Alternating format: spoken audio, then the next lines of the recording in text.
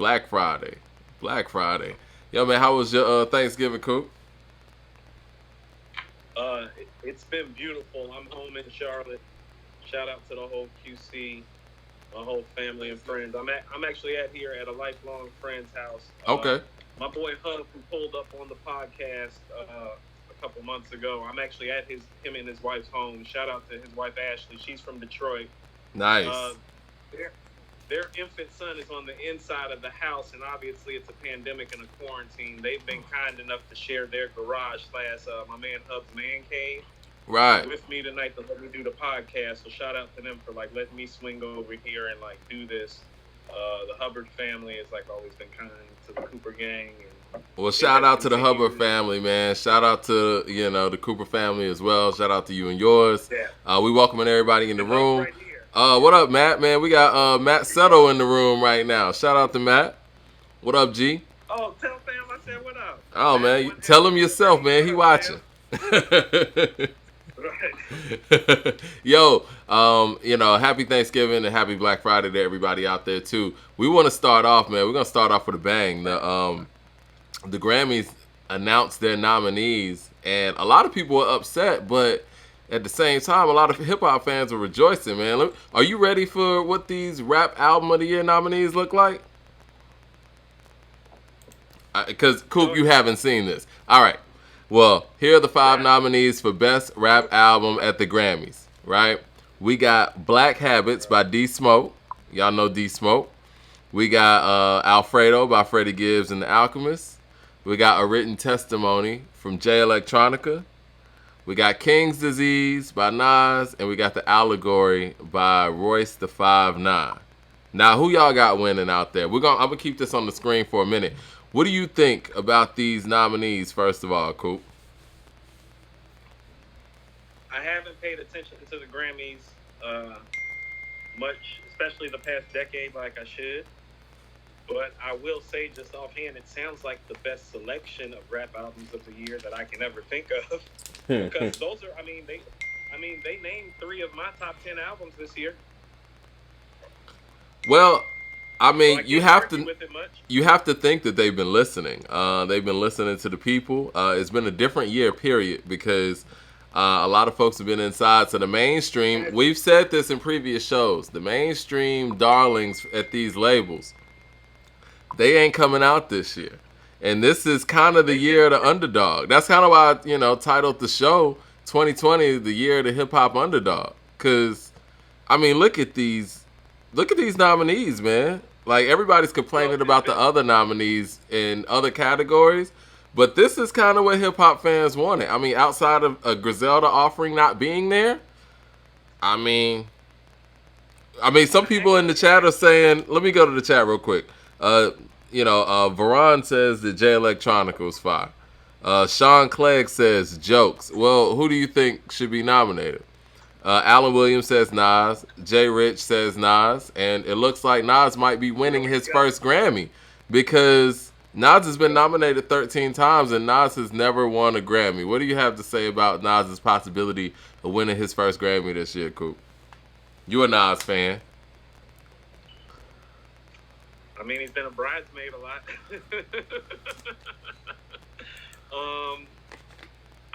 This is clearly his best opportunity to win. This is also some pretty stiff competition. It is. Alfredo's a better album than King's Disease, and so although I actually think I would tell you Nas is the favorite to win this and is probably going to win, I would submit to you that Alfredo is still slightly better than King's Disease. And so if we're talking about the quality of album deserving to win, Alfredo is the best of the 5 albums mentioned. Mm-hmm. Barely over King's Disease and over Allegory enough. And, they were listening. Maybe the pandemic forced the Grammys to sit down. They did just list 4 of my top 25 albums. Yeah. For them, in my mind, for them, that's damn near brilliant on their part. They said, other people have been saying that there were going to be some changes when it came to the Grammys coming up, but I don't think that they could have planned this. Well, also too, I mean, there's a big misstep in not having at least "Pray for Paris" and "Or From a King to a God" on this album of the year list. Those were the two best rap albums this year, in my estimation. Yeah. And so, for me, one of them, and seeing how they're having an all-time great run that very few rap crews can say that they've ever had, they deserve some recognition because of that. So that's a glaring hole. So I would submit to you, I would slide Jay Electronica's album out and put in either "Pray for Paris" or "From a King to a God." And also, I would take B out and I would put in Lil Baby because he was the biggest selling artist this year, and he garnered the most notoriety as a solo artist this year. And Well, you know, it's interesting you say that. hold on. And part of it is staying fresh too. And like he's like 25, and everybody else we named is like our age, which means like they're close to qualifying for Social Security and shit. Hmm. Well, I think hip hop is there now, man.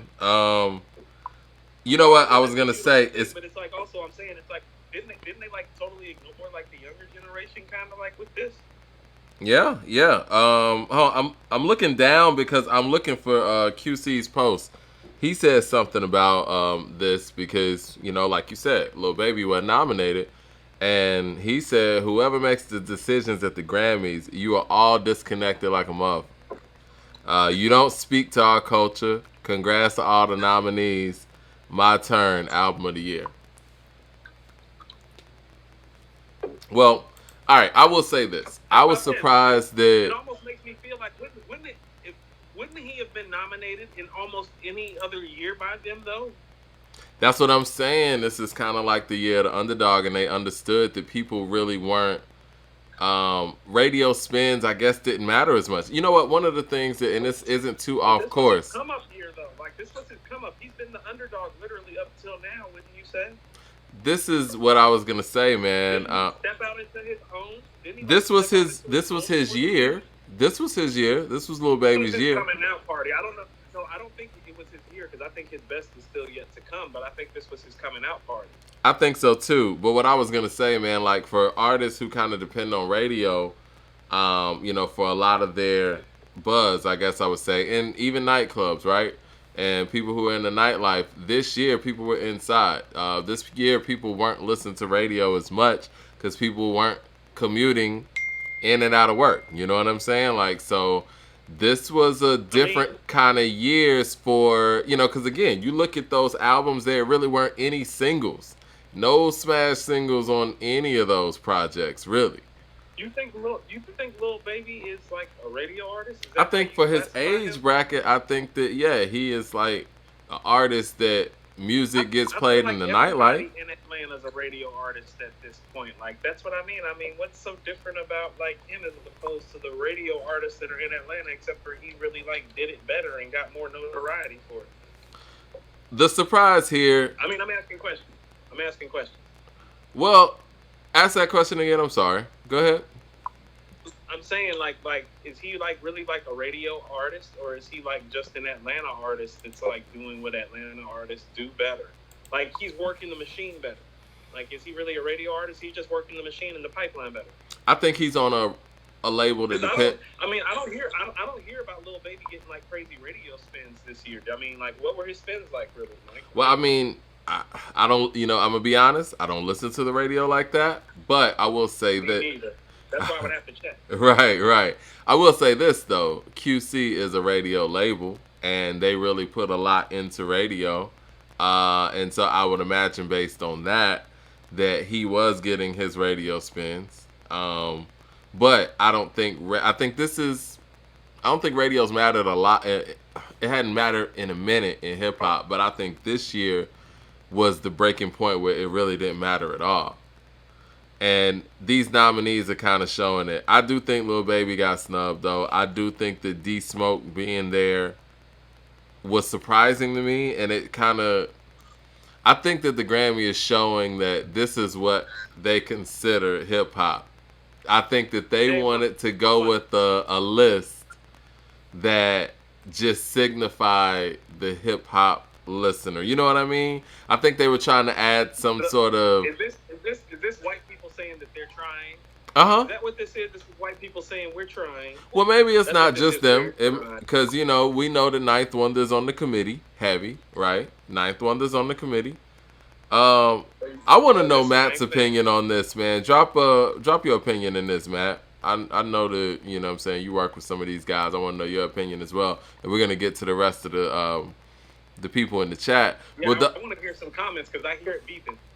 yeah, it's beeping. Let me get some of the comments, man. But you know what? Real quick, let me get to my point as far as these nominees go.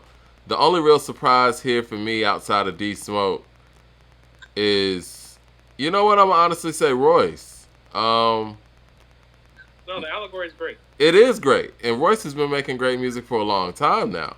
But I don't know if he's been making great music for a long time. He's making good. well, for the serious past music. couple of years, Yes, yeah. the past couple of years. Yeah. I mean, because honestly, Book of Ryan was a dope effort too. You didn't like Book of Ryan like that? I just thought it was solid. Okay. I thought it was solid. That's what I mean. Like, he's not one of those guys that's going to disappoint you. Like, his worst effort is going to be a solid effort, is what I'm saying. So My he's other consistent surprise in that here, regard. right? But I mean, don't you think the allegory is the best thing he's made? I think so, and I think it is rightfully so that he gets this nomination. But I'm still surprised because he's been in the game so long and been so dope. You know. And isn't Alfredo the best thing Gibbs has ever made? I'm surprised with Alfredo, and the other part of it is the fact that the other part of it is if Alfredo's nominated, I'm surprised that the Griselda stuff got left out. Griselda not nominated, right? I think that maybe that was just them saying like, okay, we're nominating the album that's in this chamber, y'all good. Now I don't think Alfredo's gonna win. I don't think that Jay Electronica is gonna win. I think Nas is actually gonna win this one. Nas is gonna have his first Grammy. I actually do too. You know, I feel like some old guy saying "get off my lawn" because Mike, it's like I kind of don't want it as a Nas fan now. It's like, oh, you're so late, and this is like me and Hub are sitting up here talking before we're going live about where to rank King's Disease because we're having Mike. He's telling me the same thing that I was telling you about how Godson and I Am have those bangers that are so epically great that it makes you consider whether those albums are better than King's Disease, even though King's Disease is more consistent. But even in saying that, Mike, we talking about his fifth, sixth, seventh, eighth best albums and shit. Ooh, so let me ask you. I mean, I know you're just kind of rattling off, but where does King's Disease rank among Nas albums? And what does it look like if your eighth best album wins the Grammy? Hold on, Mike. First of all, me and Hub agree with the fact that actually Nas's first 10 tracks on Stillmatic are the best thing that he ever did since Illmatic. It really is Braveheart Party that ruined it. It's true. There's a version of that album that doesn't have it on there. To accept that too. He was literally on the best run that he had been on since Illmatic, and then he let the homies get on it. Like, he would have been better off putting Uchiwale on the album. No, Mike, because we got a lot to cover, and I'm on the phone, and I don't want my battery to die while we live. So it's like Illmatic. Okay. Lost Tapes. Okay. It Was Written. Stillmatic. And then I would go King's Disease. And then I would go Godson and I Am right after. Here's why I say that. If you want to tell me that Godson and I Am is better, here's why you're telling me Godson is out better. In the case of Godson, you're telling me that it's because Made You Look and Get Down are on there, and that's just some of the best rap shit that you're going to find. Period. Like, it don't matter if it's Nas. That's just some of the best rap you're going to find. Same thing with I Am with, like, Small World and Favor for a Favor. And Nas is like, well, that's just some of the best rap you're going to find, period. And that's not on King's Disease. Like, a lot of his claims to being the greatest MC song-wise, you can find those on Godson and on I Am. You don't find those on King's Disease, but King's Disease from beginning to end is more consistent, even though it's not Made You Look or Nas is like on there. Like, well, you would put it above Life Is Good. Like me and Hub were just saying this. Like Life Is Good would be right after those. Life Is Good would be 8. That would be the next one, and that's what we were just saying. And Life Is Good is a really dope record. And Mike, this is where he's the GOAT. If Life Is Good is his 8th best record, we need to like stop like who the greatest of all time is. Like that's his 8th best record. But I mean, but King's Disease doesn't have any of those necessary moments that say, "Oh, that's the best MC that ever lived." I Am and Godson does have those moments, and so I see why people would say that it's better. Based on everybody in the chat, I mean, everyone, pretty much unanimously believes that Nas deserves best rap album at the Grammys. He deserves it, but it's like a lifetime achievement award at this point, and I don't like that for him because, Mike, I was actually about to ask you, did Illmatic even get nominated? Because if Illmatic didn't even get nominated, I don't want this award. Well, what we will do is I need to look. And backtracking and circling. Go ahead. I need to look and see who were the 1994 nominees for the 94 Grammys. I guess that would have been in 95, right? I think ODB got nominated, like in one of those years. Really? To the 36 got an Album of the Year nomination. Okay. Well, I'm going to check that out throughout the show. So you have King's Disease at number 5. And what does it say? All right. Let's just put it this way. Does the Grammys gain some level of credibility? How about this? In hip-hop for getting Nas Album of the Year? Like, if Nas wins Best Rap Album of the Year, does the Grammy seek to gain some sort of hip-hop credibility from that? That's why I don't like it, because it's like, wouldn't he be the guy that you would give it to like, give you that hip-hop credibility? Like, isn't he that guy? Yeah, he's that guy. And so it's like, so it's still like, aren't they still like kind of being political with it? Because like, isn't Alfredo better than King's Disease? Like, Alfredo and the Allegory is these guys' best albums. This is like Nas' 5th, 6th, or 7th best album. And that's why it's not fair, honestly. Yeah. Yeah. Right, and that's why it's not fair, honestly. So it's like, is it fair to Nas that he's keeping guys that are literally just like, he should have been one for like a couple of these projects. Like, I think he got nominated for I Am. They should have at least gave him I Am. I think that's the year Volume 2 won. Like, never mind. All right, well, we're going to give our 2020 Hip Hop Awards coming up soon. And, I mean, right now, it's looking like Pray for Paris still. I don't think anything's in the way of that. You know what? I was cleaning up the other day, and I just threw on Pray for Paris, man, and it sounds fresh every time. Now, I know we were debating From King to God and Pray for Paris, man, and I love From King to God. We're going to get to Conway in a second. I think he's undisputably hip-hop's MC of the Year this year, and he killed everything on there. I mean, From King to God was very cohesive, but Pray for Paris is just different, man. And it's crazy because we talk about number 2 and number 1, and I feel like there's a space between still. I think Conway's lyrics fill a lot of that space that you're talking about. Mm-hmm. But like I said, Mike, it is extremely rare that an album is made this beautifully with this type of rhetoric. This doesn't sound aesthetically like Hell Hath No Fury or Only Built for Cuban Links or like Compton's Most Wanted. Like, it's that kind of rhetoric, though. But the way that it's put together like in an Aquemini, like To Pimp a Butterfly type of fashion, where it's like, it's pretty special. Like, it's pretty special the way that project was put together. And it's, hey, Mike, I just want to be on the right side of it when it goes down. Like, that's how.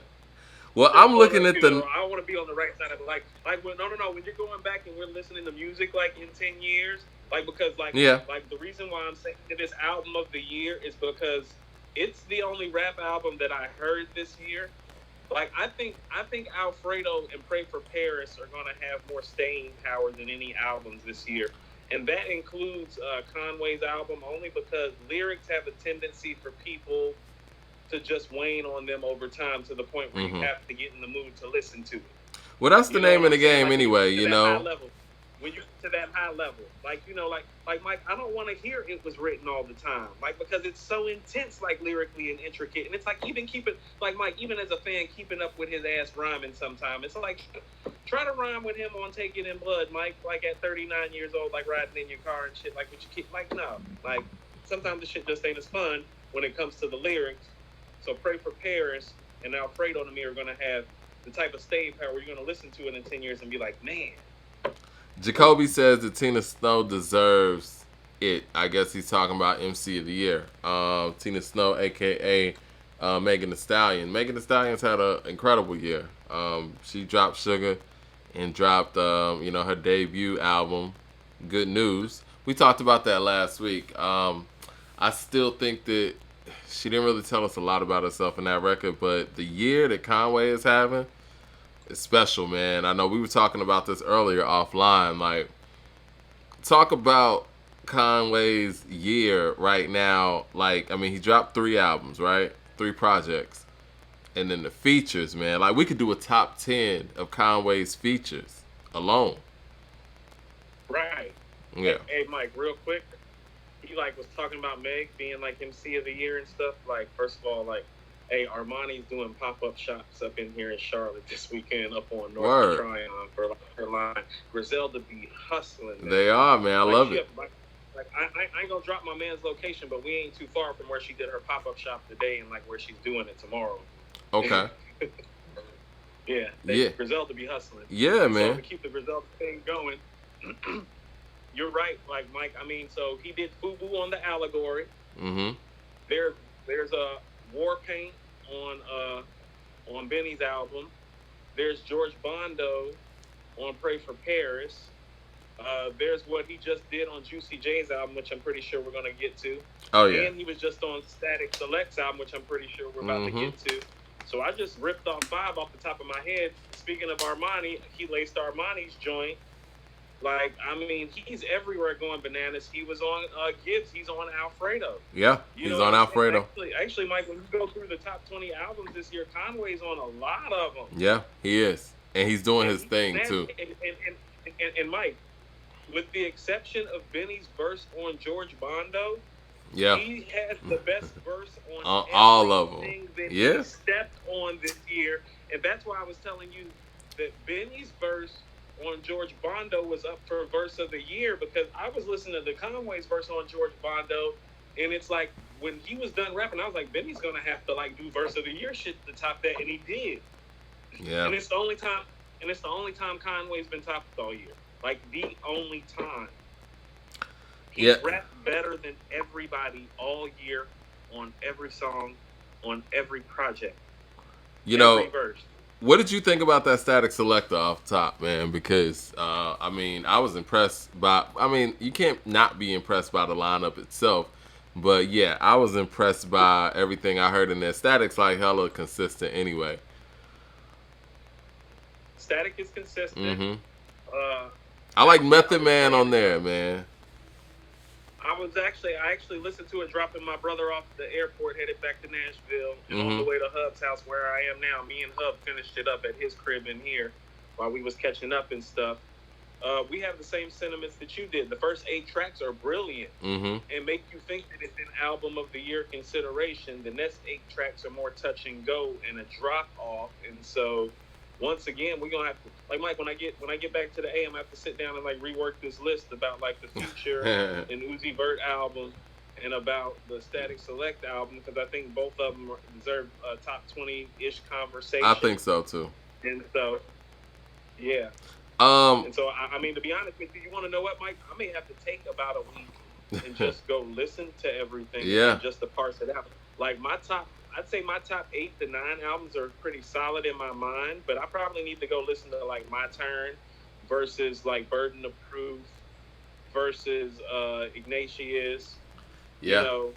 It's been a real heavy year. And speaking of which, man, Travis Jenkins says Rakim got verse of the year on that Buster. I agree. I mean, that's where I'm at. How about this? I mean, what's his name? Travis? Yeah, Travis. Yeah. I tell you, I mean, Mike, you and I have talked behind the scenes. It's I feel like Conway has had 20 verse of the years, like potential contenders, but we can't pinpoint one verse that's better than that Rakim verse, can we? Well, Rakim is the greatest MC ever to me. But that's what I'm saying. Yeah. So even when we're saying that, Conway is clearly to me the best MC in the game right now. He's clearly the MC of the year right now. He's clearly having he's having a Biggie Nas type of moment in terms of how he is performing on guest appearances in his prime and making And his classic album. material on his albums, Yeah. which is very rare. Like that's like pulling off the hat trick in soccer. Like Yeah. like how many hat tricks do you have for your career? You know Yeah. what I'm saying? Like it's hard to do. But even with that being said, that's the God. And when he comes, he doesn't come often, but if he comes with his best, well, nobody's best is better than his best. No.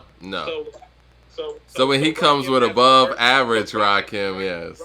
Rakim having the verse of the year takes literally nothing away from Conway, because I could give you the argument that the next 2 to 7 could be Conway verses.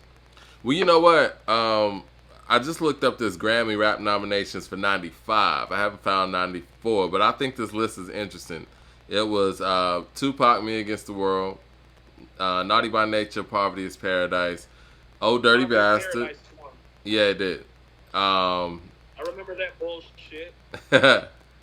He sound Tupac fans speaking up.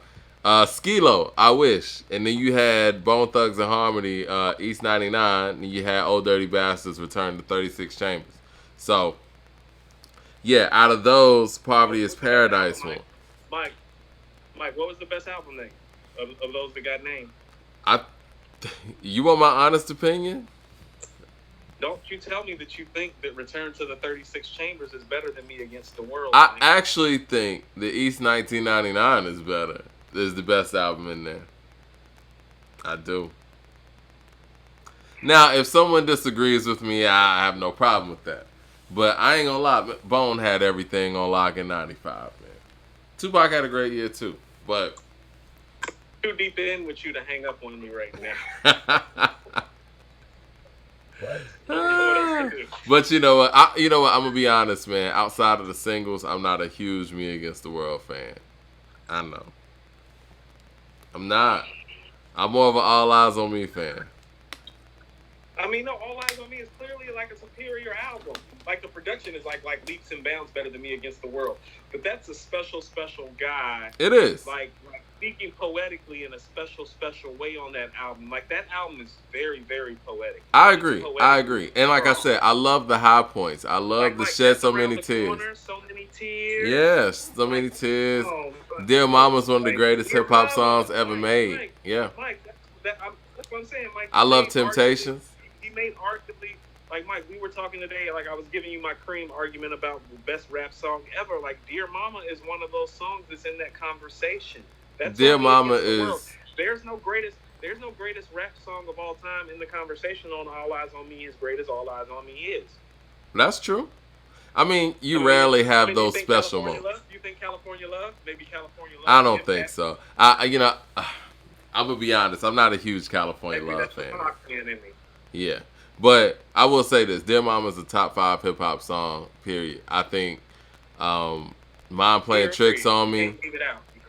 Yeah, Mom Playing Tricks on Me, records like that, like, I mean, yeah, that, it's very tough to beat songs like that, Trouble T-Roy, you know what I'm saying, or A Children's Story. How about this, Mike? Like I would put Mom Playing Tricks on Me up against Cream more so than any of the other songs we've talked about. I think Mom Playing Tricks on Me is a better record than Cream, and I'm a super Wu-Tang fan.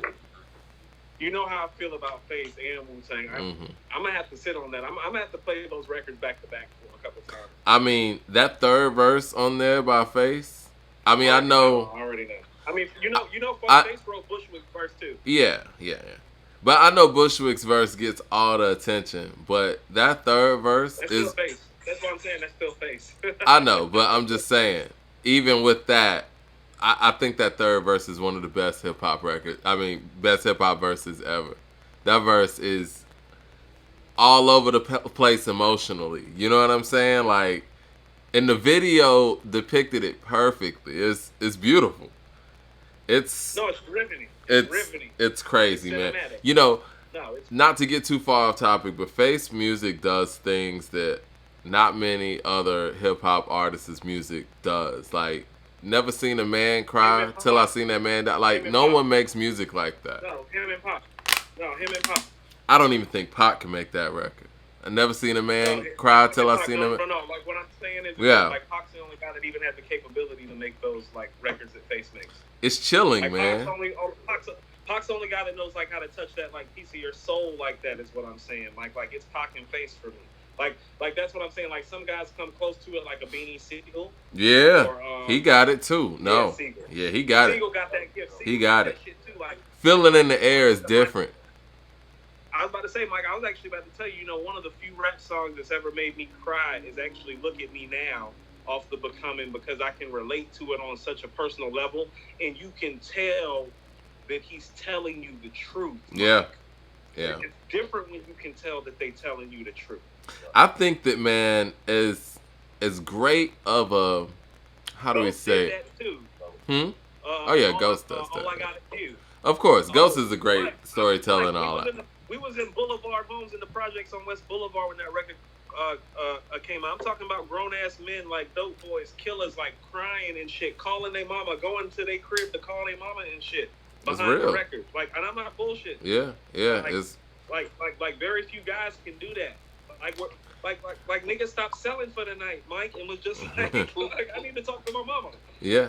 You know what? As great as a conversational MC that Jay is, and I think he's one of the best at that, if not the best in his conversational mode.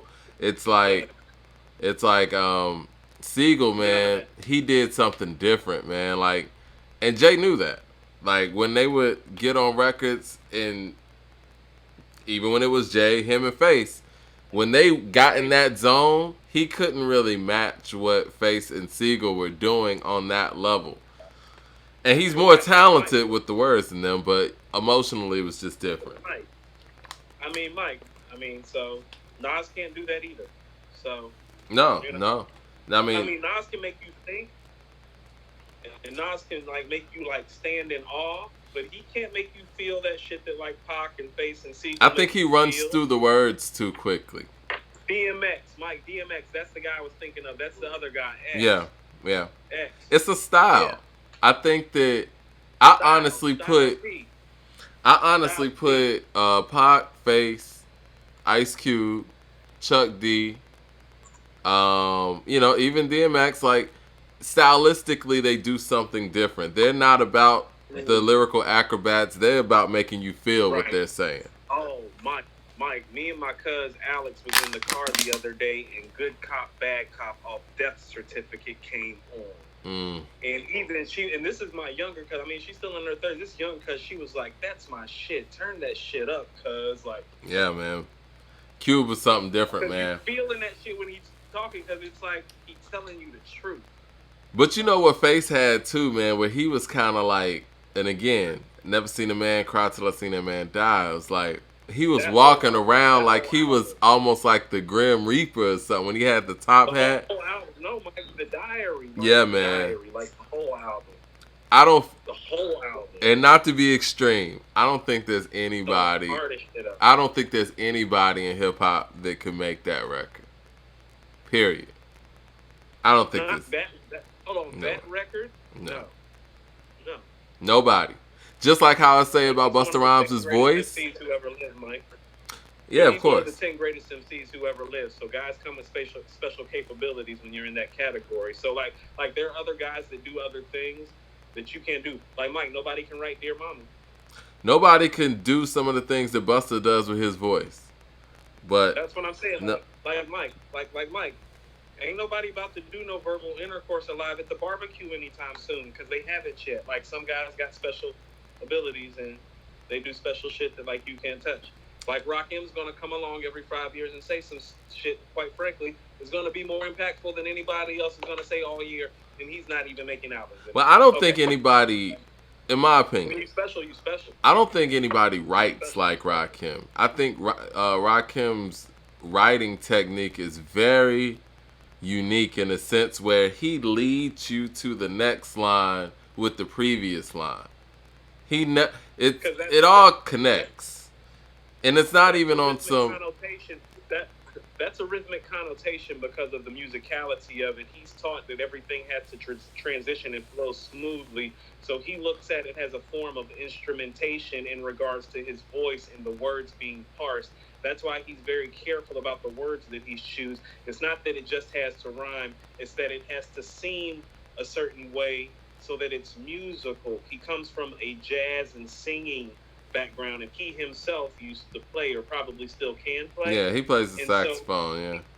so he different, Mike, because Yeah. he's looking at it like he's looking at the piece of paper like a sheet of music, like the way Beethoven does, like composing Yeah. it. It has to transition and flow and nuance and do certain things, and for it to fit. And so every word matters. Mm-hmm. Like Every word when matters. you use the word "the," it matters, and that's why you rarely hear him curse.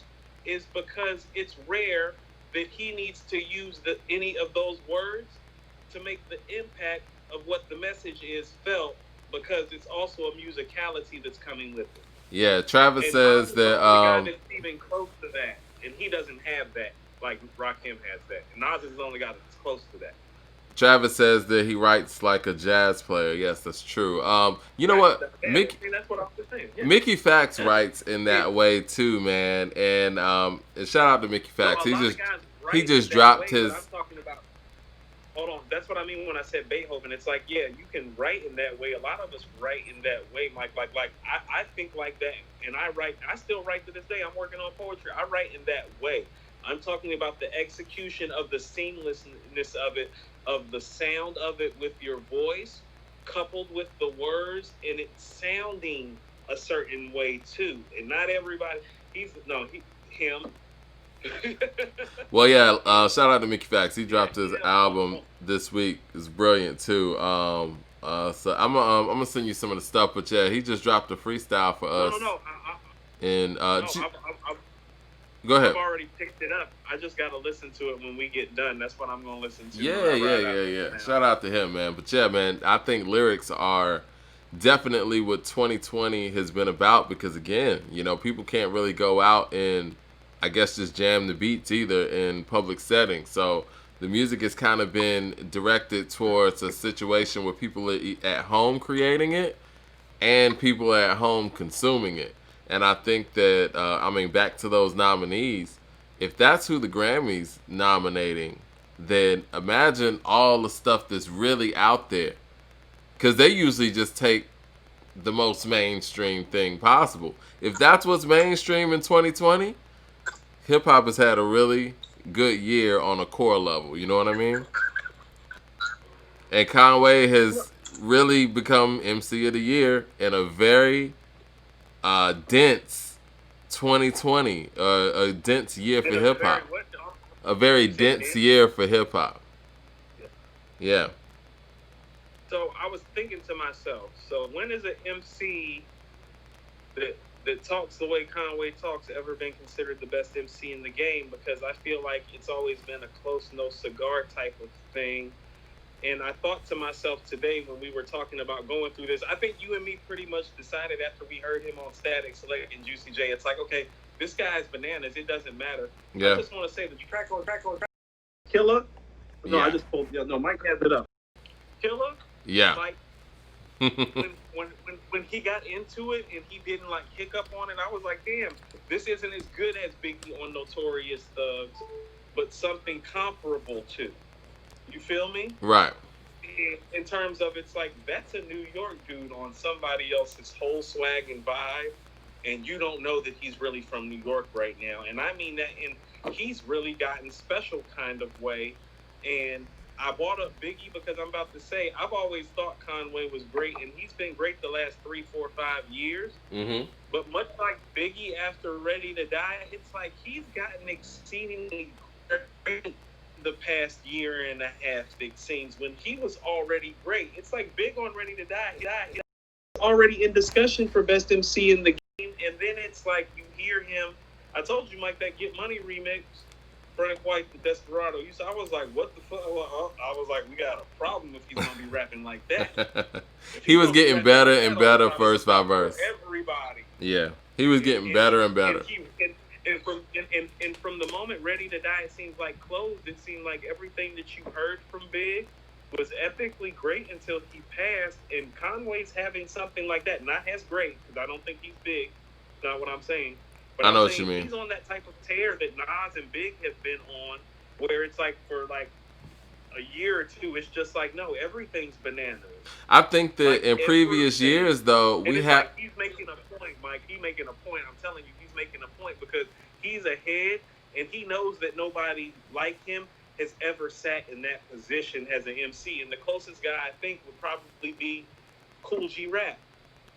And Cool G Rap has the misfortune of being around at the same time as the guy we just got done literally waxing jazz and poetic about, which Right. is Rakim. And so I think even Cool G Rap at his best in people's eyes was probably the second best MC in the game to Rakim, even if they preferred Cool G Rap over Kane. Because even on the symphony, you can argue like lyrically, Cool G Rap's verse on the symphony is better than Kane's verse. Lyrically, it is. It was just Kane's delivery. Yeah. Lyrically. Yeah. Delivery wise and punchline wise, Kane's verse is perfect. Yeah. But what I was gonna say though, I mean, I think this is the. And I would say the same. And the same thing happened to Pusha T in terms of regards, I guess, with Kendrick and Cole too. I was gonna say, Pusha T 2018. I guess last year. I mean, would we say MC of the year might have been Rhapsody last year? Maybe. Yeah. Hold on. Was Pusha T MC of the year to you in 2018 though? Like for me, he was. Yes. He's been MC me. Yes. He's been my MC of the year like 5 or 6 times, Mike. Like. Well, I mean. That's just me. And so 17. I don't care. So 17. Not to walk back too much. That was Kendrick, and it's been that long since Kendrick put out an album. We'll get to that in a second when I talk about Andre 3000 and Young Thug. So Push's year was 18, but that was all mostly pretty much based off Daytona and about 4 or 5 guest verses. Like, isn't that the year he did Palm Olive and like did Benny's joint? Yep. 18 wheeler and like all that. Like Conway, like I said, Conway did double the work on the album, and his guest appearance list is crazy, Mike. We didn't even go through them all. I just rang some shit off the top of my head. That ain't even everything. This goes back to like the years that Wayne was having, right? Or it would go back to like the years that Jay were having, or like you said, Big, Nas in the 90s. Because it hasn't really been anybody who's just jumped on a bunch of stuff. Even when Kendrick had his breakthrough year, it wasn't like he was jumping on everything and killing stuff too. The quality of these bars, in my opinion, that Conway has done just this calendar year, if we're talking on his album and if we're talking guest appearances, it's better than what Wayne and Jay did in whatever you would call their best year. Because Jay's best album is Reasonable Doubt, and his guest appearance list wouldn't match up that year. Wayne's best album is Carter 2. I don't think his guest appearances would match up that year either. That's what I mean when it's like I don't think people understand how epically great of a year Conway's having. He's having a Biggie or Nas type of year. I just talked about Cool G Rap and Rakim and Biggie and Nas. He's having a year. And nobody talking like this has ever really had a year like this that I can recall, because when Cool G Rap was doing it, guest appearances wasn't really... That wasn't even a thing. It was super competitive then. You didn't go do joints together. Right. Now, let me ask you this, though. I mean, because a lot of... People don't understand. It was like a little bit of a problem, I believe. It's been said about, like, even Kane being, like, on the symphony because he wasn't from Queens. He's a Brooklyn nigga. Right. Like, there was like a little flex about that. Now, let me ask you, I mean, a lot of people are bringing in Benny's name in this, too, because Benny's had a big year also. And honestly, I would say... Benny, huh? What's up? Well, I mean... What are people saying about Benny? Well, people are saying that Benny is having a year that's on par with Conway's year. I mean, honestly, Burden of Proof is getting a lot of buzz, and Benny's been doing his thing. I told you they were going to do this. Mike, I told Hunt before the show that they were going to do this and try to sit up there and make it seem like Benny was having a comparable year to Conway when he's not. He's not. And I'm a Benny guy, honestly. You know, and you know me, I like Benny more than I like them both, obviously, but I like Benny more than Conway, and I was disappointed with Burden of Proof, honestly. Mike, I wasn't disappointed because I told Mike, did I not bring up Jada Kiss and Method Man and how Takal and Kiss the Game Goodbye went off and how it was like, you know, kind of 4 out of 5-ish territory, but didn't live up to expectations because you were expecting a 5. And Well, what this did is he do? different because I was listening to Tana Talk 3 the other day, and it's fine. I was listening to 97 Hove the other day, and I'm sitting here listening to that stuff, and then I'm listening to Burden the Proof, and I'm like, it's not it, man. Mike, I can't lie. I've played Crowns for Kings like 5 times this week. I'm thinking it's one of the best rap songs I've ever heard. Yeah. So, yeah. And that's the bar. Benny's so special. Hold on. How about this? Benny is so special on Crowns for Kings that you can tell he bought out the part of Black Thought that tried hard. Yeah. It's hard to get Thought to try. It always sounds effortless and seamless. It's like, oh no, he got Thought going in. Yeah. Like he got Thought going. He got Thought pulling his tricks out the bag. Like, you're not gonna stun on me all the way. Like, Thought pulled a lot of his tricks out the bag about Benny. You know what? Speaking of Benny, we gave Benny MC of the Year last year for the plugs I met. That's what happened. And so it's probably going to be Conway this year. I don't see anybody changing that. So I thought that was Rhapsody last year. I was in the minority in that opinion. You know, and you could have been right because, again, that was the first thing that I said too. There might have been a lot of wrong calls last year. And like you said, you don't want to be on the wrong side of history. But I think that these two efforts that we're talking about, From King to a God and Pray for Paris, right now, I feel like they're going to age very well. I don't know about Big Sean's. I feel like that Pray for Paris and Alfredo as pieces of work are going to age extremely well. I feel like there are certain records from A King to a God that aren't going to age as well as others. Like the track with DJ Loaf, I don't think is going to age as well. But like Lemon and Juvenile Hell, Jesus Crisis, Forever Dropping Tears, Spurs, like all that stuff's going to hold. There's just a few records on there for me that I don't know how they're going to hold. Like the joint where he switched it up and on the murder beat. Yeah. Right? Like that's great for him, and that's a little like feather in the cap, proverbially, so to speak. But I just don't know how that's going to hold up long term. Right. When I listen to Pray for Paris and Alfredo, it's like I'm going to be playing this album when I'm like driving to Charlotte to see my family from beginning to end, like I used to do with my Outkast albums. Like my trip to Charlotte, my trip from Atlanta to Charlotte used to be I play all 3 Outkast albums from beginning to end, and I'm home. You would do that? Clint Richardson says that was my ritual in my 20s, Mike, when I used to leave Atlanta and go to Charlotte. If I listened to all 3 Outkast albums from beginning to end on a full tank of gas, I would be pulling out of the gas house, which is Gastonia, and pulling into Charlotte. And I'm from the west side, which is where you come in at pretty much, and when you pull into Charlotte, coming this way. So like, yeah. And so I look at Pray for Paris and Alfredo like I look at those Outkast albums. Like, those are ritual albums that I can ride to from beginning to end. Like I can have my 2020 like classic album playlist to get me to Charlotte now. You know what I'm saying? Like those albums are like that. Clint Richardson says people are not doing their homework. Conway has been on the tear more than anybody, not just his work, but doing features for everybody. Yeah. He agrees. He agrees with. No, that's what I was saying. He's already been, like Mike, I told you, like since I heard The Cow, and I didn't hear The Cow till 2017, in fairness to him. But The Cow came out in 2016, and ever since I heard his verse on The Cow, I've been like, oh. He's been on a tear, man. How about this, Mike? His verse on The Cow is one of those Scarface, Beanie Siegel moments that you're talking about. Yeah. Like he's not just talking about him getting shot. He's talking about the emotions and the depth of what came with it. Yeah. Like it's powerful, and so he's been great since then, in my opinion.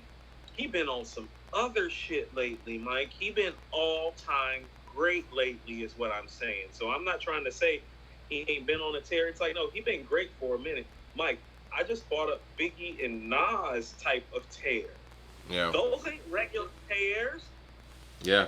That's not regular tears. Guys don't go on Biggie and Nas type of tears. Lyrically. I think what's also I think what's also noteworthy is the fact that he has an album to match it. You know, like usually when people go on their feature run, no, Mike, yeah, that's part of it being part of the Biggie and Nas tear. It ain't just the features. It's like you can go listen to the album that came before or after the tear of features too, and be like, oh no, backing all that shit up.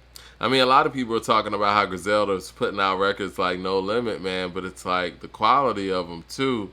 It's really impressive, and they're not quite, huh? not quite in better quality, and probably because of that, like at an expeditious pace, but not at a pace that the quality is suffering. Right. That's what I'm saying. The quality's great, and I think that's the part that's really, you know what? I'll put it this way: the quality or the pace, that's just where we're at in the game. Anybody coming in the game now who isn't a part of like some major label machine, they're gonna have to put out a lot of music, and that's what Kendrick is gonna have to deal with when he comes back or whenever he comes back.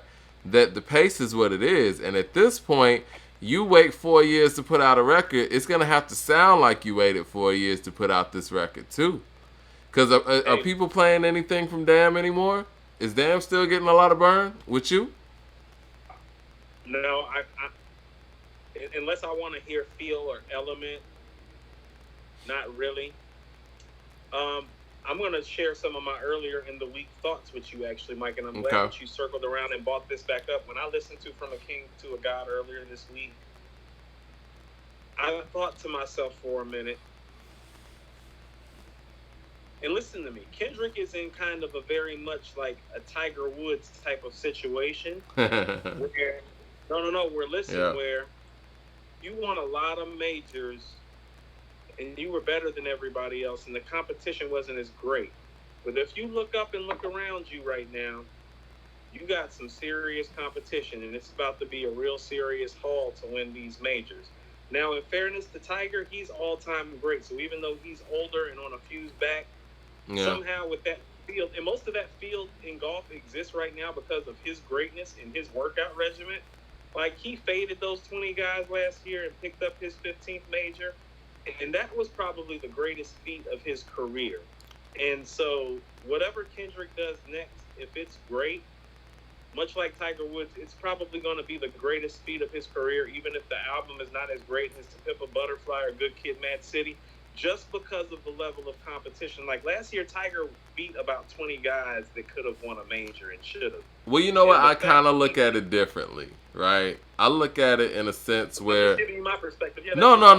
Yeah. I agree with that. But I look at it in a sense where I think that the underground has kind of balanced things out. You know, the original purpose of According to Hip Hop and its origins was the fact that we wanted to be a platform where the major guys and the underground guys or independent guys were basically given to the fans on the same level, right?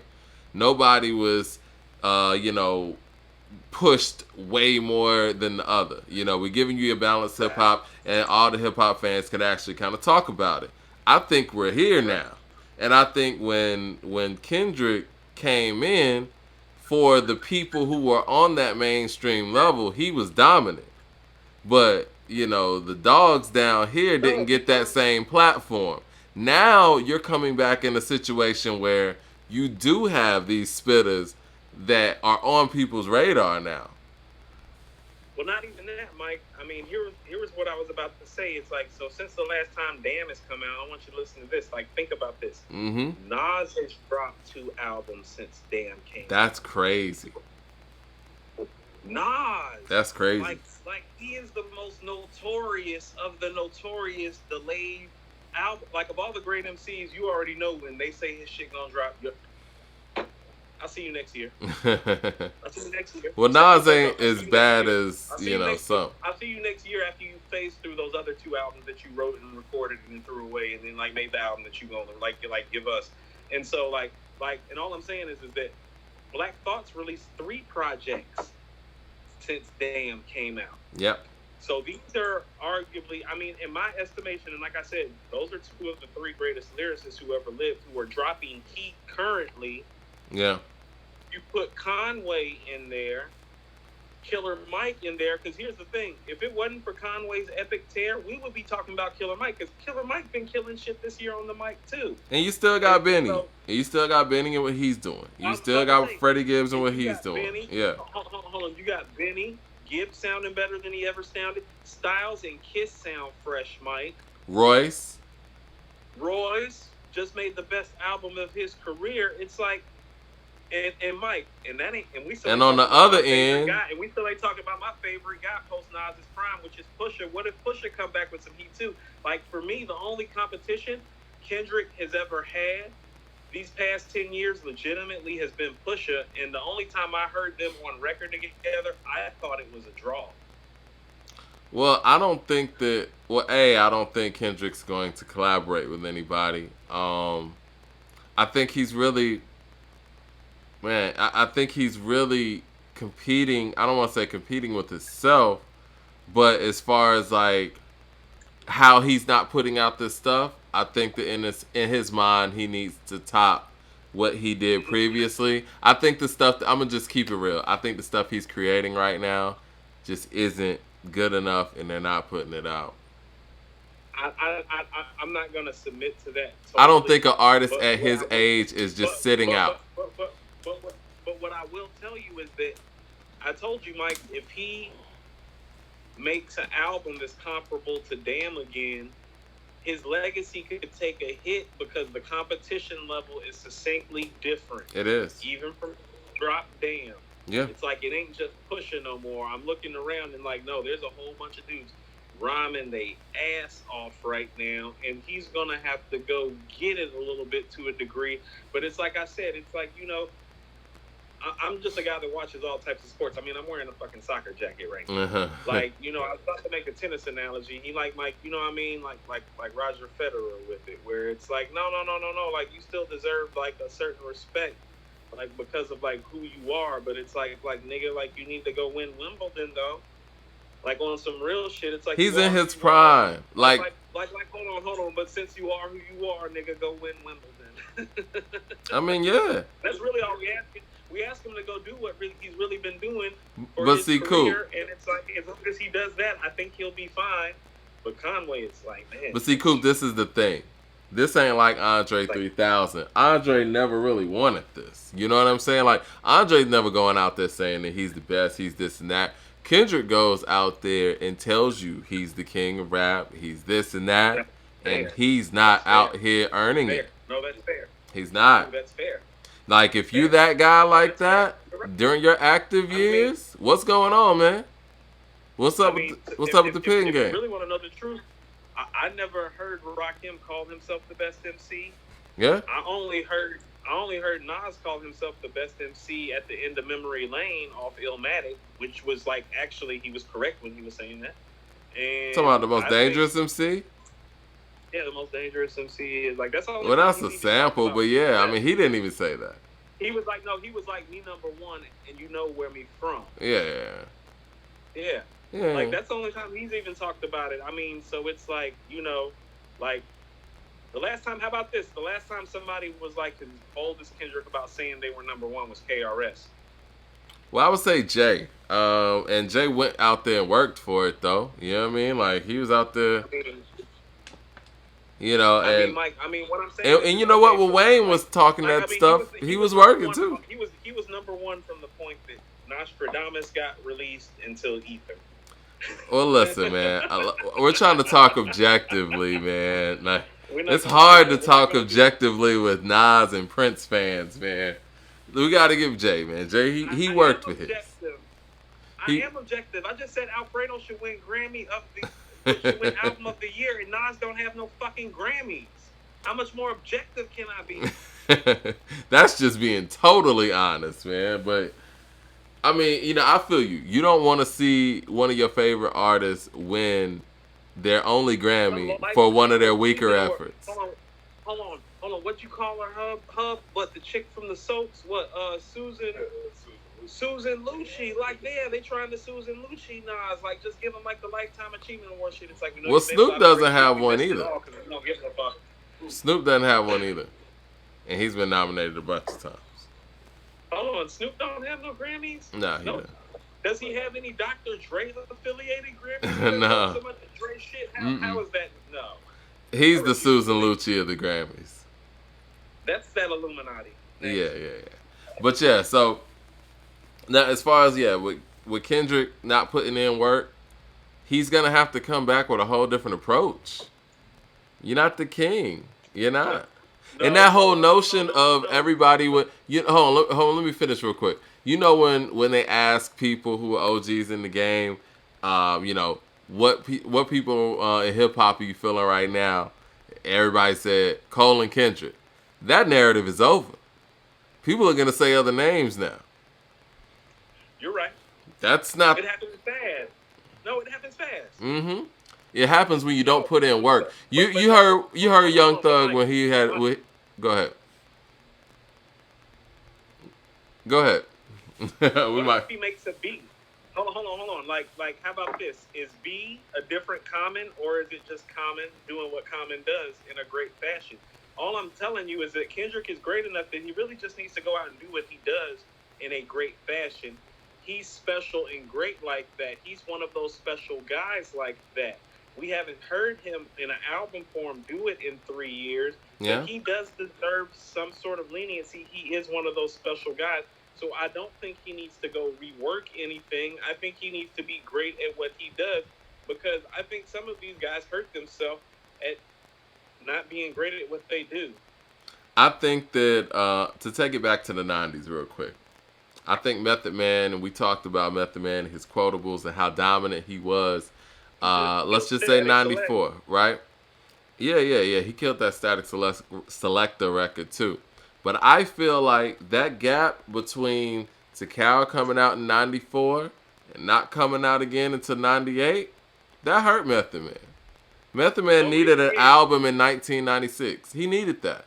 But you look at how different, listen, like, you know how different, well, think about how different the game was from '94 to '98. It was a whole new industry. Hey, Mike, it almost makes you feel like something personal happened. Because he's always been, like, how about this? You're going to be hard-pressed to find somebody that's been the rap superstar that Method Man's been that very little people know about. Yeah. Like, he's been a superstar for a long time, and he's been one of the more private public superstars in the hip-hop eye. It's like, everybody know who Meth is, but don't nobody really know where Meth lives, who his family is, how old his kids are, who he's married No one's to. ever seen his wife. Super private. Yeah. And so it makes you think that something may have happened on a personal level. Possibly. And the reason that I say that is because I mean, I've been told through a few different channels over the years and through stories, and I think even a hip hop publication printed it once. And like, I asked some people who knew to verify, like, he was supposed to be on Shootouts when it was written. I've heard that too. Right. I've heard that. So too. like that whole 95, 96 time for him could have been like, you know what I mean? Because if you really look at, like, Method Man has... He was on How High. Method Man has gone on a Conway tear before. Like, this tear Conway's having. Yeah. Meth has done that. Like with the guest appearances. And we just talked earlier. He's done that 2 or 3 times. Like, where every time you hear him, it's like, okay, like, can't out-rap him. Next. Well, regardless of what it was, right? I think my whole analogy here is not really a shit on Method Man like that, but just saying how big of a gap 4 years can be when you talk about how the game changes. 94 was so different than 98. Totally. It's like, so different. Like, how about this? How about this? You can literally go from being, like, considered to be, like, compared to Biggie and Nas consistently to people that are, like, wondering, like, where you rank in the clan. Like, is he 3rd or 4th? Like, yeah. And I think that's where we're at right now. Like, I think 2017 in comparison to 2020 hip hop wise is just, it's a whole different landscape. It looks totally different. Lil Baby's out here now. Griselda's taking over. It doesn't look the same. Like, you know what I'm saying? Like, it's not the same. And so Kendrick's gonna be making an album, jumping back into a totally different game, especially since he doesn't do a lot of features. It's like Tiger coming back from the fuse back. It's like, no, it's different, fam. There's about 20 guys out here to come win a major. You're gonna have to play your A game for 4 days straight. And he's not gonna be able to lean You'll on. be going home with some prize money. I'd like to thank you for placing in 7th. He's not going to be able to lean on features either. You know, like some of these veterans have been He's able never to been do. a feature guy. Exactly. That's what I'm saying. So I think that if he even came back and was leaning on features, then it would sound compromised. Like, do you think he'll do any features or have any features on his new project? He needs to do what he does extremely well. Because when you're that Mm-hmm. kind of great, that's really all you got to do. And since we're talking about Method Man, what Method Man has really been doing this year is doing what he does exceptionally well. He come Features. on people's shit. Mm-hmm. He come on people's shit and he destroys it and makes you, you know, he reminds you of why, like, yeah, he can rap next to anybody Yeah. at any given moment. Mm-hmm. At any given time, and he's that kind of special. And Kendrick just needs to get in his zone the way Meth is in his zone right now, the way Conway is in his zone right now, the way Pusha was in his zone with Daytona. He just needs to get in his zone. He don't got to get in anybody else's zone. It's his zone when you special. Yeah. Yeah.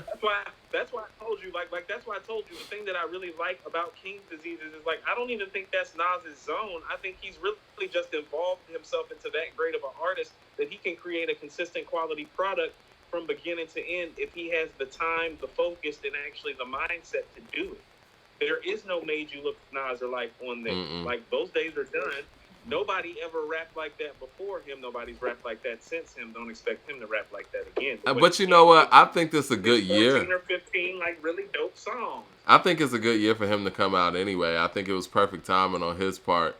It don't matter when he come out. Same way it don't matter when Jay come out. No, I'm just saying, like, as far as like not really having those songs that are gonna ring like that, he was able to just basically come with the pen and the pad. You know what I mean?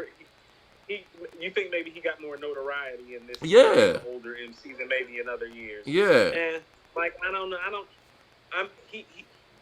He's one of those few guys. I don't know if that rule applies. Because I think there are parts of Nasir that was slept on. I think there were parts of Nasir that was slept on. I mean, Mike, does it matter when Ghostface dropped? Does it matter when Jay dropped? Do it matter when? Like, do it really matter at this point? Like, I think it don't matter. I think timing helps. Mike, all you had to tell me was Supreme Clientele too. I'm over here like. Well, yeah, I can't wait for that. If you need me to wait, give them. But you know what? I feel like, you know, as much as people were anticipating Nasir, I think people kind of slept on some of those songs. I think a lot of that project is underappreciated. Mike, that album is good. It's not great. It's good though. Mm-hmm. I told you, Bonjour. Like that's what I said. Bonjour. Some of those records on there, you just have to have certain experiences. Like for me, I can appreciate Bonjour because I have certain traveling experiences. I think White Label was dope. I think Cop Shot the Kid was dope. I think these are dope records. Cop Shot the Kid is a really dope record. Yeah. Mike, I told you, Mike, White Label's a fucking freestyle. White Label's dope though. Like he didn't write nothing on White Label. He went in the booth and started piecing shit together, and Kanye went and cut and stacked and parsed and pasted. And like, yeah, he freestyled that. He was just going in on White Label. Well, see, when he was on the Breakfast Club, Charlamagne asked him like, what went wrong with Nasir, like it was whack or something. And I'm saying all that to say, like 6 days. I think if it would have came out in a year like this, it would have been appreciated more. That's what I'm saying. No.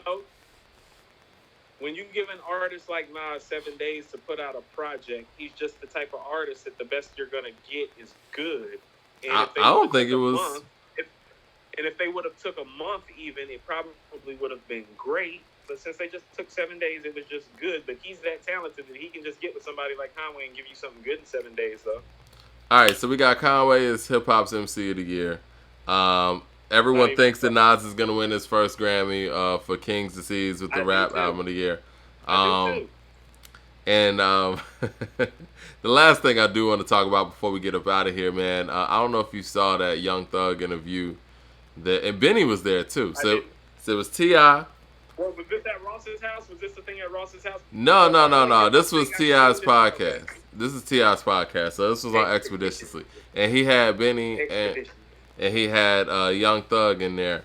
And so T.I. was like, you need to work with Andre 3000 or something like that.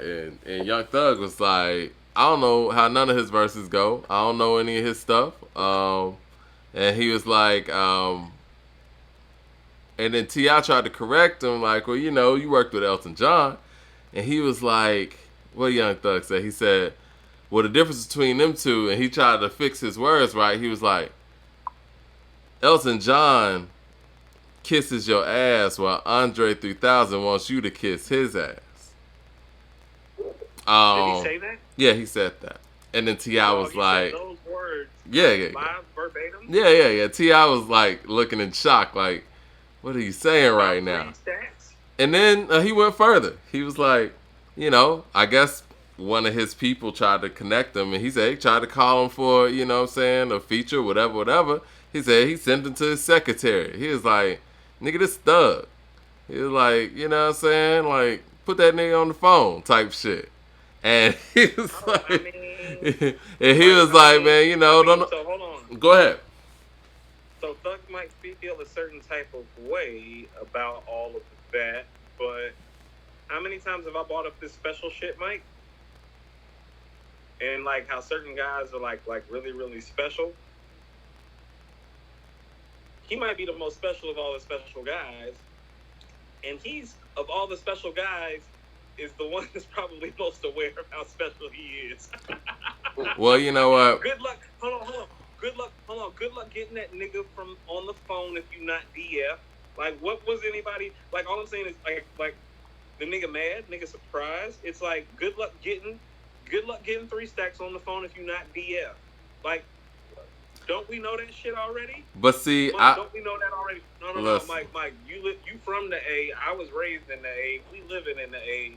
Don't the whole A know that if you ain't part of DF, the chance of you getting 3 stacks on the phone is minimum, and it don't matter who the fuck you are. Well, this is the thing. And I'm not discount Thug. Thug is super big deal, and I told you, Thug has been the transition guy. Like after Tip and Jeezy, he's been really that dude down here since then. This is the thing, man. Yeah. Let's be real. I'm not, you know, you know, He's on Goody Mob's album, Mike. You want to know why? He's on Goody Mob's album. That's not a problem. I mean, that verse is trash, though. All right, listen. Is he part of the Dungeon family? If you're not part of the I don't know. I don't even know if Andre's part of the Dungeon. Listen. We out here acting surprised that Andre ain't calling niggas back. Okay. Can I go? Is it my turn? Is it my turn? Yeah. No. Yeah. Oh shit. Yeah. Reclaiming your time. Yeah. Look, man. All right. First of all, man, I don't even know if Andre's a part of the Dungeon family because when they do Dungeon family reunions on the flyer, it says Dungeon family featuring special guests, and then lo and behold, he's special guest now. Special guest. Two. Young Thug. Young Thug does music with Elton John and just did a project with Chris Brown. I don't even really think he even cares about doing anything with Andre for real. Because let's be real, how old is Young Thug? Like what, 28? 27? Last time Outkast really made... Huh? Isn't he a little bit older than that? Let me see. Let me get my accuracy there. I thought but, like 30, 31. I might be wrong. Nah, I don't think he's that old. Because at the end of the day, man, when's the last time that Outkast really made... Man, Thug's been around for a minute. He's been around for a minute. He's 29. He's 29, right? Last time that Outkast really made an album that I would say really controlled the scene in Atlanta, that was 22 years ago. Thug was 7 years old. Thug was 9 years old when Stankonia came out. He doesn't look at this like other people are telling him. And not to mention the fact that Andre hadn't done anything to really keep that legacy going as far as verbally. And so, look, this is the thing, bro. No. Listen. You have to earn respect from each generation. It's not just given. We respect Dre on a different level. Coretta Scott King heard. It is what it is, man. I mean, what do we expect? What do we expect from somebody who is 9 years old and clearly not inspired by these artists? What do we expect? If I get on the phone, let's be real. Hold on. Hold on. Can I submit something to you? Go for it. So what I really hear from what you're saying, and even from what I'm saying, and trying to like put it all together as it's ongoing right now as we're talking about it, Mm-hmm. is is that the hip hop media has done a poor job of bridging the gap between generations and getting them to respect the people who have come before, what their contributions are, and why they exist in the positions that they're in. Because for whatever Thug is feeling that's valid, I'm gonna give you something that's equally as valid, and that's is Thug even this big, and does anybody ever come down here and check for Atlanta like that if Big Boy and Andre don't make Southern Playalistic, Cadillac Music, ATLians, and Aquemini? Does Thug I don't even have know. the market to do what he's I doing don't know. if those classic genre groundbreaking albums for this region don't get released? Is his lane even open for him to do songs with Elton John? So that's a failure on this culture of not getting us to I appreciate this think I stuff. will say Those that came, this. Mike, Mike, Mike, I was 7 years old when Paid in Full came out. And I still tell you, even though I think Nas is the greatest MC of all time, that is mostly due to catalog, not to due to the fact that I think that he's better than Rakim. I thought Rakim was the best guy that I ever heard when I was a kid. I thought he was the best guy I ever heard as a teenager. And as a grown ass man, you just seen what he did on ELE too. The age don't have anything to do with it, but the education did, because I had people that educated me on him as a child, a teenager, and by the time I was an adult, it's like I already knew who the guy was by the time I was in high school. No, I feel you, but at the same time, you just said, the key point that I was gonna get to. I mean, we're talking about what Rakim did on ELE this year. I think that there's a generation that respects activity. They see people from previous generations continuously working and continuously putting this thing in. Like, it's one thing if, you carry yourself whatever way and you just do your thing, but to put yourself on a pedestal and you see other people clearly putting the individual on the pedestal and they don't see the work in their era, what are they supposed to think? You know what I'm saying? So I'm about to back up and submit something else to you, and here's what I mean about the failure of a culture.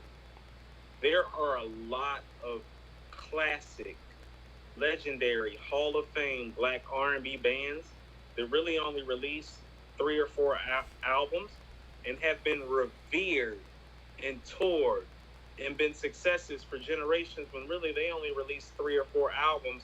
But the Does respect was Outkast tour? different. Hold on. The respect was different for the quality of work that they put out by the artists who came after them. Does Andre tour? That's activity. That's what I'm talking about. Like, I remember growing up. No, I'm just. I mean, come on. We ain't talking about 2020. They ain't toured in like 18 years. Let's just be real, man. Hold on, come Mike. on. When was the Outkast that last show that they? Man, that shit was 2014. That was what? 2014, man. Oh God, I'm old. Yeah, that was 6 years ago, man. That's terrible. Oh, Like, God. people who are in college now were in middle school when that happened. Yeah, people who are in college now were in middle school when that happened, man. I mean, listen, this is the thing. Like, all those classic bands and groups that you're talking about that our parents listened to, when we were growing up, they were touring where our parents could actually see them. And a lot of those guys took big breaks and had personal issues and stuff going on and took 10, 15 years off and popped back up. That's what I'm saying. But people respected the quality of music. It's a respect thing too, Mike. It's like we are. You have to understand, we are growing up. Like, how about this? I think, not to cut you off. Hold on, you said Stankonia. Hold on, you said Stankonia came out 20 years ago. When Thug was 9, right? Yeah. So Matt was up on here earlier, the Yardies. Matt know all of them. They don't, what I mean? He know a lot of them dudes. And so Matt's your age. And I remember when I first met Matt, he was telling me that Aquemini was the first CD that he ever bought. Mm-hmm. And so... Best album I ever heard. Hip-hop album. second best in my opinion, but if you tell me it's number one, I ain't gonna argue with you. What I'm saying is does that gap in time like excuse not knowing? It's like even if he was 9 when Stankonia came out, it's like Mike. I remember when Mind Playing Tricks on Me came out. It's like nothing has changed about the fact that that's arguably the greatest rap record ever. You know what? When we were talking behind, like all I'm saying is his age is not an excuse to disrespect somebody who opened up a lane for you, and so respect like Mike. Did Prince and Michael Jackson ever talk about James Brown like this? Because it's kind of the equivalent to that. Thug's lane is open and Atlanta is open, and Outkast is the number one reason. James toured until the day he died. Mike, even if it's Thug, and I like Thug, and I fuck with Thug shit. Like, even if it's Thug, anybody disrespecting Outkast that came after Outkast is disrespecting the benefits that they are receiving because of Outkast. And so, like, it's never okay to do that. And we traditionally, in music, haven't done that. And so we're not about to make it okay now because Andre don't rap regularly. It doesn't change the greatness of legacy. And it goes back to what my man Obi was saying. A rhyme is a rhyme. That's where I do agree with him. So he's not the greatest of all time. He's still the greatest nigga that ever came out of this city. And him and Big Boy are the singular and sole or dual reasons that niggas down here eat off of rap. I understand what you're saying. No, Mike, that's a great history lesson. Atlanta, you eat because Dungeon Family exists and Southern Playalistic, Soul Food, and ATL came out in 94, 95, and 96. That's why you eating right now. Understand? I mean, I guess. So when I'm saying the media has failed, we may have failed because it's like we had a type of culture in black music, not just in hip-hop, that would educate the 9-year-old on the Aquemini, ATLians, and Southern Playalistic that he missed, so that maybe at 29 years old, he won't hop up on there with T.I. and say that, because it's like even T.I. was probably looking, and I haven't seen it, Mike, I've just been up here chilling with the fam. Even T.I. was probably like, whoa, what the fuck, Thug? Well, let's be real, man. Fuck with Thug hard. Let's be real, though. Peanut Butter and Jelly is one of my favorites. I mean, that's the thing, though, man. To be perfectly honest, I mean, obviously, Outkast is Outkast, but I mean, let's just be real. Of all time, yeah. I mean, I know. You're preaching to the choir. I know. I know, man. I got you. One half of the greatest rap I got you. We know that. I feel you. Whatever. But whatever. You be so disrespectful, Mike. What I'm saying is, yeah, obviously, Outkast is great, but in his mind, he could be like, look, if they wouldn't have done it, somebody else would have did it. And to be real, if we let me finish. Like we done it since. I will say this. There's your proof. No, Mike, the proof is in the fact that, like, literally, they made 3 classic albums in a row, and nobody coming out of Atlanta has 3 classic albums on their catalog. You're talking about something different. You're talking about something different. Who started the Atlanta?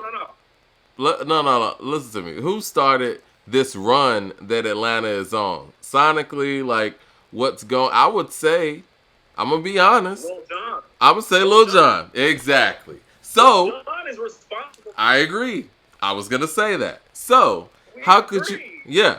How could you not think? How could you not think that Young Thug probably thinks that his lineage and the type of music he does and everything that he's been able to capitalize off of starts with Lil Jon? I'm going to say this again. The lane is open because in 1994... It's not the same lane. And in 1995, Goody Mob dropped Soul Food. And in 1996, they dropped ATLians, and everybody's run of eating down here is based off that. I don't care what anybody else says. I love Cass. I love Cass. It's not. I think that was. No, yes, it is. No. It is. Oh, God. I think that was more of a Cass thing, not more of a city thing altogether. No, Mike. Because Atlanta was making noise, period. When I'm saying you eating off that, they wasn't respecting or checking until they did that shit. And so they came down here and started checking, and everybody was able to win and eat. Everybody, Pastor Troy, T.I., Jeezy. I don't feel like I don't feel like they before had L. anything Like to Mike, do with Cass. Mike, we can go down the list. It looked like down like Mike. When it's all said and done, it's gonna look like Motown's run in the 50s and 60s, and you're gonna look back at half the songs and be like, who are those guys? And you only gonna remember like Marvin Gaye, the Supremes. You get what I'm saying? It's I like mean that. this respectfully. And Outkast, Mike, and Outkast is the foundation on which that was built. So I don't want to hear that shit. Nah, I like, I don't listen. want to hear. Like I'm clear on the foundation that was being built. Like I'm clear on the fact that even when Cause you act like Scarface, Mike, I got a Scarface. There wasn't even any sort of Southern respect of us in coming down here. Like that's why niggas down here are so independent, Mike. They didn't even want to come down here and give niggas money and deals and shit. But see, the deal actually didn't come. But see, Outkast deal didn't come from New York. That deal was already here. That's the thing that's different. I think and this is what I was gonna say. The deal actually came from some R&B niggas, Mike. That's what I'm saying. From no rap dudes. But they were here. They were based in Atlanta. You know what I'm saying? So the first hip hop artist that really got a deal outside of Atlanta that really blew was really Luda. Chris, I knew you were about to say He that. was. So, I mean, I think the Outkast did what they did for them. And even when Outkast was doing what they were doing, making classic records, obviously, you still had, you know what I'm saying? You still had, Straight from the Deck. Dirty. No. Straight from the Deck. Ghetto Mafia. You still had Ghetto Mafia. You still had Kilo. You still had Raheem doing all the stuff they were doing here. I love Kilo Ali. Yeah. And Goody Mob came. Honestly, to me, I'll say this. And if you want to say this part, I'll agree with that. Outkast set the foundation to give us Goody Mob. When Outkast worked, we got Goody Mob, and Goody Mob gave us the streets of Atlanta. I will say that. No, Mike. They gave us the respect and the quality of material that made all the other labels and people with money from other regions want to come down here and sign rap artists and not R&B artists. This was an R&B town. It's a rap town now. It's a rap town because of what Outkast and Goody Mob did.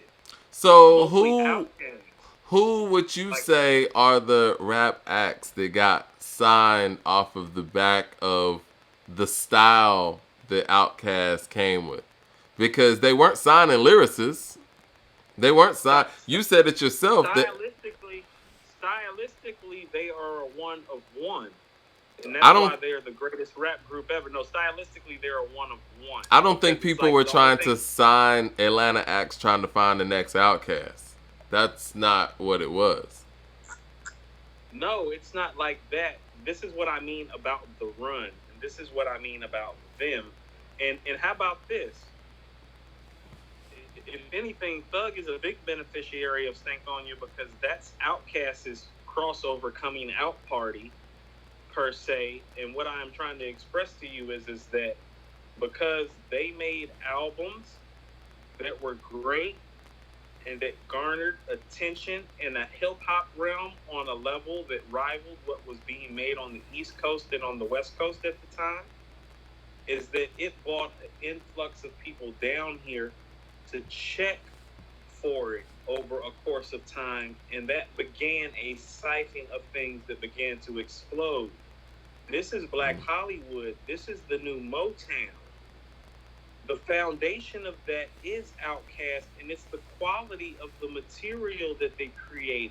Yeah, I agree. Stylistically, I'm not talking stylistically. Like, you can't fuck with Dre and Big Boy stylistically. That's part of what makes them a one of one. But what I'm saying is that they set something in motion. Where people knew there was talent.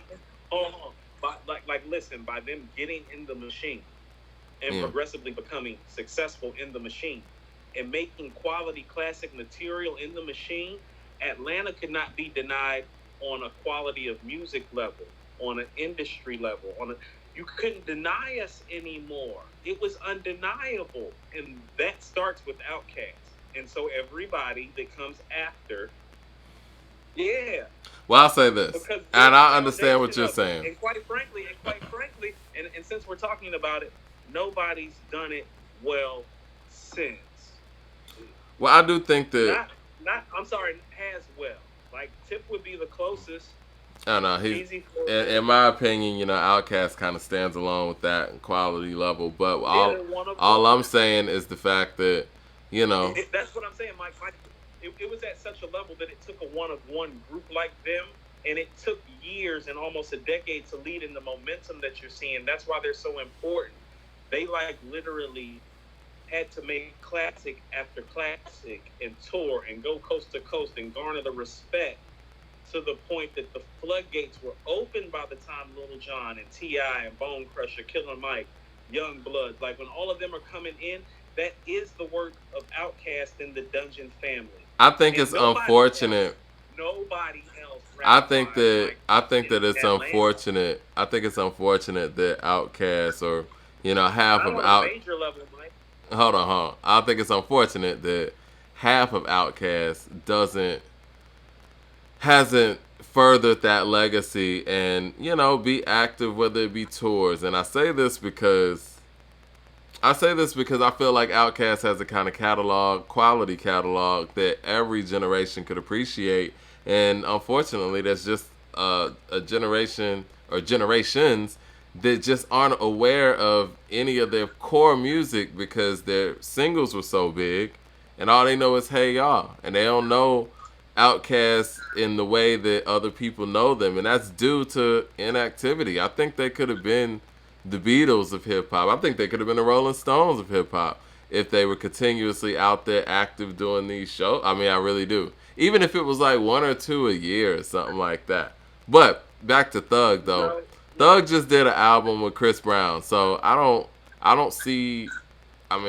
expect him to hold, Andre to that level. I mean, Chris Brown's more legendary than Dre, wouldn't you say? No, you don't have to hold him to that level, but you don't have to be disrespectful either. That's what I'm saying. I agree, but I would say Chris Brown's more legendary than Dre, right? Hold on.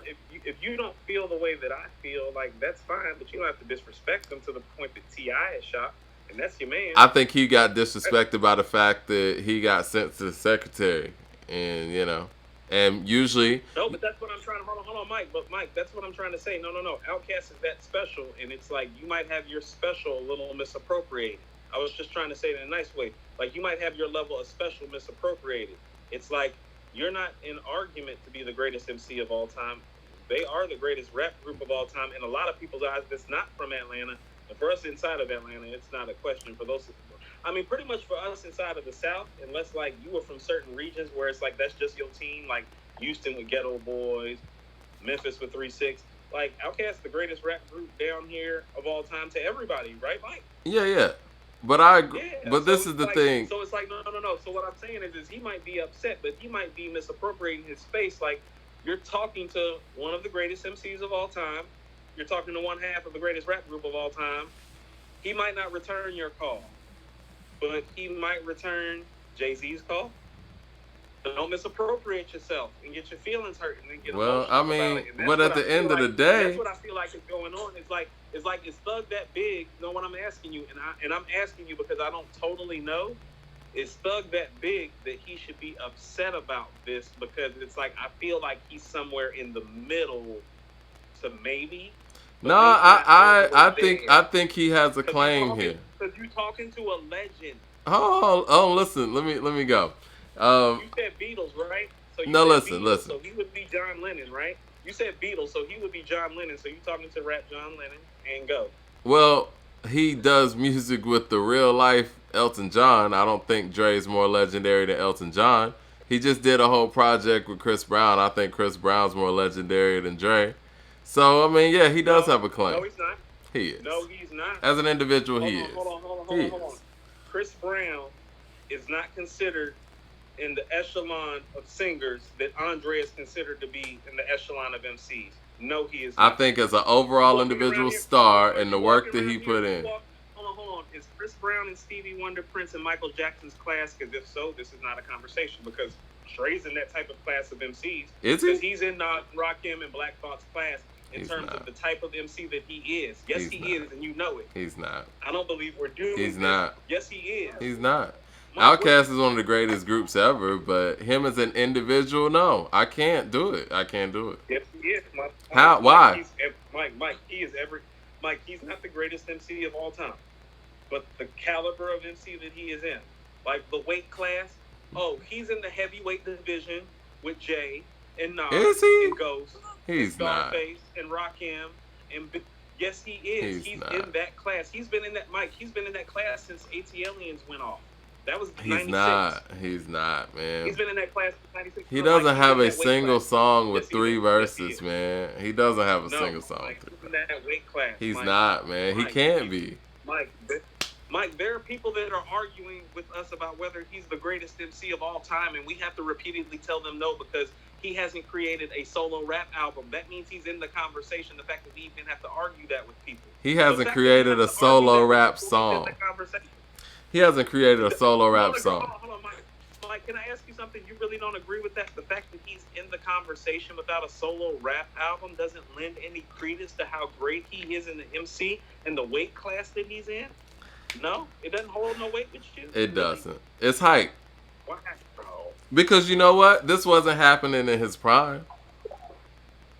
This is all after effects, honestly, you know. And I'll say this. Growing up, he was my favorite rapper. I wish it was a true conversation, but it's not. It's a miss. I'm going to tell you, no, Mike, I feel the way that I feel the same way I responded to Obi in that message is that, like, no, he's not the greatest MC of all time, but he should be. He's disqualified. Fair. It's just not fair to the guys in his weight class who have just produced countless more material and classic material at that. But he belongs in the weight class, and that's what I'm saying. It's like if he start training to fight, he's a whole problem. He's a problem. The likes of Rakim, the likes of Black Thought, the likes of Nas. Yes, he is. So he's greater than Elton John? He's greater than Elton John. I mean, he's not. Come on, man. Let's be respectful, man. I listen to all types of music, and I have to be honest with you. If you were saying the Beatles or Bob Dylan, I would say yes to you, but I'm really not heavy on Elton John's catalog like that. To be honest with you, if you told me Bob Dylan, it's like, no, he's no Bob Dylan. But you know, Elton John's one of the greats. He is. I mean, I'm going to have to check the catalog. I'm going to have to check the rhyme, like I always say. I listen to everything, Mike. Fleetwood Mac, the Beatles, the Stones. And, you know, and I say Chris Brown. Is one of my favorite albums. This is the thing. Nirvana. Yeah. But see, again, man, this is the thing, man. Like, when we're talking about legendary individual artists, right? I mean, he's one of those MCs. He's not, because when we start, let me finish. Because when we start stacking up work, he stands alone. Him and Lauryn Hill stand alone in their own little space where we can't even compare their careers to any of that. We can't. No. We can't. And so for that reason, I can't put them in that conversation. I'm shady, Mike, I'm shady about Lauren the way you're shady about Dre, except for I don't talk about her the way you talk about Dre. I'm just being honest. I'm going to circle back around on you, and I'm going to tell you this too. Lauren's in that weight class too. Mike, in 1996, Mike, the best MCs that I heard were Nas, Andre 3000, Redman, Jay-Z, and Lauryn Hill. In 1996, she belongs in the weight class. He belongs in the weight class. They've operated in the weight class. It's about training. It's about lyrical exercise. But the capability is there. And Dre, if Dre were to hone in the way Rakim hones in, he could produce Rakim ELE2 like results because he's done it before. He's never dropped a solo album, and he's literally had years where he's been in verse of the year consideration, and we've only heard 2 or 3 verses from him the whole year. He's special. He's in that weight class, even without the material. The same way like Gale Sayers is in the greatest running back of all time conversation, even without the material. Most Def. 10% on the battery. All right. 10% Well, on the we're gonna battery. get up out of Most here, Def, man. yeah, most Def is in the weight class, Mike. But Most Def can again, rhyme toe to I'm toe. Most Def can rhyme toe to toe with Black Thought in a way that very few people ever living ever could. Yeah, he in that weight class. Most Def is the most talented rapper I think I've ever heard. I think he's the East Coast version of Andre. Actually, he's East Coast Andre to me. Except for he actually has. The same thing that you could say about. Except for we actually know what 3 verses of Most Def alone sounds like. But if you count up the verses, Mike, I guarantee you it's not going to be that big of a disparity. It is. He got solo albums. Is it? Yes. When you got he 3. Solo two. He got like 4. No, then it was like, Mike, don't give me that mixtape shit. No, I'm serious. You got Black on Both Sides. And that's the only real album. The New Danger. That's not an album. That's a mixtape. No, it's not. And you know it's the mixtape. The Auditorium joint. That joint was crazy. White people running this rap shit over the Takeover beat mixtape. That was the only cover on there, and that was Kanye's idea because the Chappelle show. No, it was built out like a mixtape, and it was like that's an album, bro. No, that's an album. But yes, I'm like, how many tracks did he rhyme? Did he even rhyme? Like he rhymed on like half of that, right? So nobody listened to the New Danger. I like the New Danger. You know what? And it's funny. Good. When I bought the New Danger, I was upset. When I bought it, I was upset. It's not good. You should have been upset. I listened to it now. I was tripping. No, Mike, that's the same thing that I'd be talking to you about with Wu-Tang Forever. When I heard it, I was like, I don't know why niggas calling it classic. But if you listen to it now, it's like, yeah, I'd rather hear Most do that shit. But when he did it, it's like, no. And that's the standard that I'm going to hold him to because he's Most. So no, that album's not good because you're Most Def. The album's not good because your name is Most Def. Next. Like, if it's somebody else, well, like because you're Most Def and you made Black on Both Sides and are part of Reflection, like. Well, at least he got rap albums, you know. All right. Hey, rap album. You so shady with Dre. We gonna end this. You know what? You know what? I got like life goals for everything. I'm gonna put some life goals in the coordinate hip hop because we're major. We about to be like super major. I want a 3 Stacks interview, and I want you to say some of this shit that you've been saying to me. I would love to. I would love to. Crazy, Mike. Like the shit I would say everything. 3 Stacks is crazy. Like Mike, I be feeling you inherently about some of the stuff, but you be talking like this ain't one of the greatest guys you ever heard on the mic. And you know the only reason, Mike, I feel a certain type of way about Scarface. And the only reason that Scarface is the greatest MC that ever came out of this region is because Dre doesn't have Face's solo catalog. Because Dre's a better MC on every level except for that touching. And that shit matters. Dre the best MC that ever came out of the South. If we just talk about, he's very skilled on a skill level. Yeah. If we just put it on, like if we rating what somebody does well and we go on storytelling, cadence, delivery, like he's the guy. Mike. There's more than that though. I mean, no, there's more than that. The thing he's missing is the catalog. He literally has everything. That's a big thing. That's a big thing. No, it's a big thing. But it's pretty much everything. Like Mike. Black Thought just started making solo material in the Don't last do 3 that. years. He's got songs where he got 3 verses. He got no solo shit before Streams of Thought Volume 1 released in 2018. That's what Thought got for solo shit. So he didn't. So he didn't have 3 verses on You Got Me. He didn't have 3 verses on Break You Off. Name me an Andre 3000 song with 3 rap verses on it. It doesn't exist. I'm sorry, what? Hold on, Break You Off was what? Phrenology, right? Yeah. By The Roots. But I'm saying, does he not have 3 rap verses? Does he not have 3 rap verses? I told you, Mike. Does Andre even have 3 rap verses on an Outkast song? No, he doesn't. He has 2 on Babylon, and that's the one that he has the most verses on. I told you the holy trinity of MCs to me for lyrics is Rakim, Black Thought, and Nas. And I'm looking here and I'm telling you right now, Black Thought has been part of group projects just like Andre until 2018. He hasn't been sharing verses like Andre has. on songs. You're right, because Andre was only sharing verses with one guy, and sometime a couple guys in the crew, everybody was jumping in on the Root shit. And some of the Root's best shit is with other people. Most Def, Common, Talib, Malik B. Rest in peace. So, Right. how many? How many? Dice Raw. Listen to me. How many Black Thought? Seagull on Adrenaline. How many Black Thought verses would you say would be on the Roots album on average? Average Roots album, 15 tracks. You're going to get an intro, so you're going to get 14 songs. What's 14 times 3? 28, 42. You're probably going to get 25 Black Thought verses on an album. 25. I think you're shortchanging them a little bit. Let's say about 30. Don't make me go count, because I got all their shit, Mike. I'm going to go count, and we're going to divide and do the math, but I'm going to say 25. Because I think on the Outkast album...